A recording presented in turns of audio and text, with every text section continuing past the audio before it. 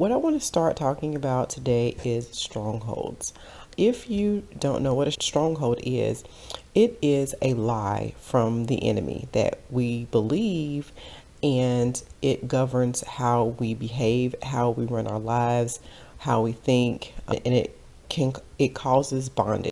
It causes you to not live in the freedom that Christ died for you to live in because you believe that lie, and it causes you to make decisions that put you in bondage. When you're dealing with Christianity and divorce, you have to look at it from the aspect of what I've been taught in scripture concerning divorce.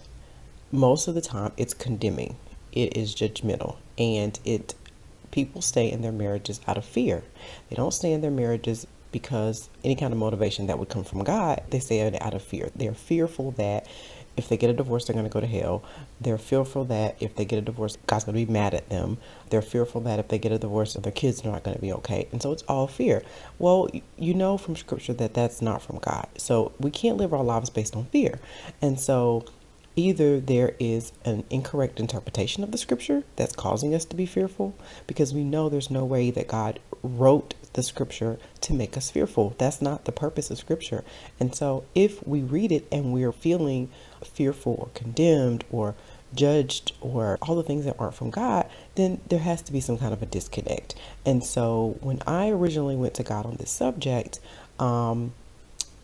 he started out with a dream, and the dream was basically him taking me back to my original wedding day and showing the situation from a spiritual standpoint.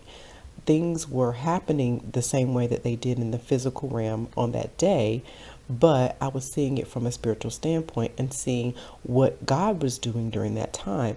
And what he was doing is that he was not approving of the union. He didn't give the union his blessing.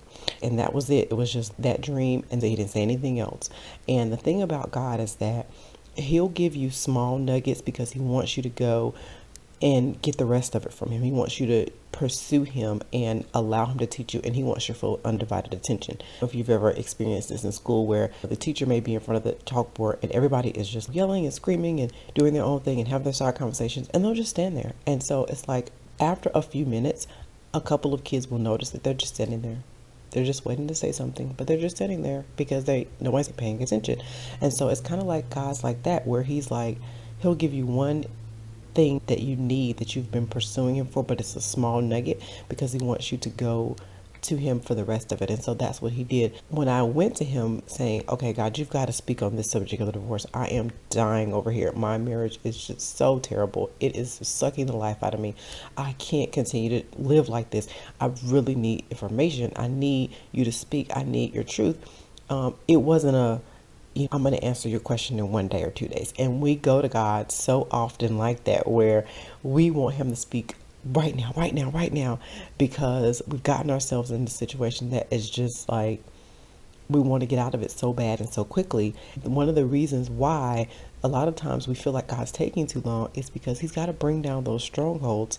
I was listening to a guy one time, and he was saying, if you build your house with a wall of lies, it can be very painful when those walls come down. And that is the truth. When we have been spending our entire lives living according to these lies and these strongholds, it would be inconsiderate. It would be cruel for God to dispel them all at once and just, rip the band-aid off. It would be just so painful for us. And he loves us too much to do that. He doesn't do that. He takes the walls down slowly and one at a time so that we are able to experience his love while he's doing that, so that he's able to make it to where it's not quite as painful. That's what God did with me, is he started to bring down those strongholds one at a time. And so what he did was he let me know that, in my situation, that he was not approving of the marriage. So then that, led me to, okay, how is that even a thing? We're not taught in church that God can actually not approve your marriage. We're taught that, there may be situations and circumstances where you marry somebody that's not a believer, that you're unequally yoked with, or, you're married young. But we're basically taught that as long as you say, God, we invite you into our marriage at some point, everything's fine. We're not taught that, there are marriages that he doesn't approve of. That was the first kind of stronghold that he had to break down was, we have been taught that, you know, marriage is an institute that God created. So anytime somebody tries to get married, it's like automatically blessed by God, as long as you invite him into it at some point. And he was letting me know that that was the first lie. That's not the case. If you read scripture, it's just inconsistent. God doesn't give rules according to something and then say, okay, well, it's fine as long as you change your mind at some point. If you do something that he specifically says don't do, you have to repent. And repent means that do something else. It means you can't continue doing that thing.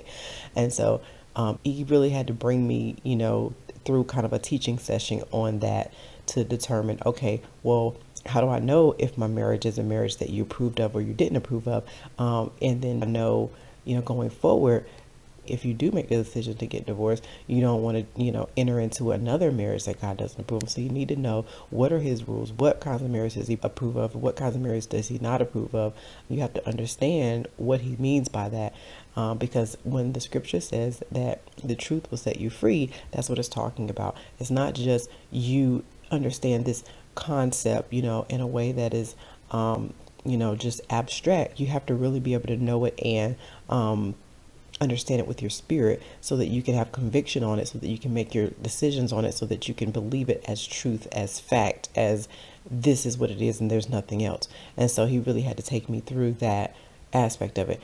Welcome to Freedom Through Divorce with Amanda Nicole. If you like what you just heard, please consider visiting my website and see how I might be able to help you through personal development courses geared towards women considering or dealing with divorce.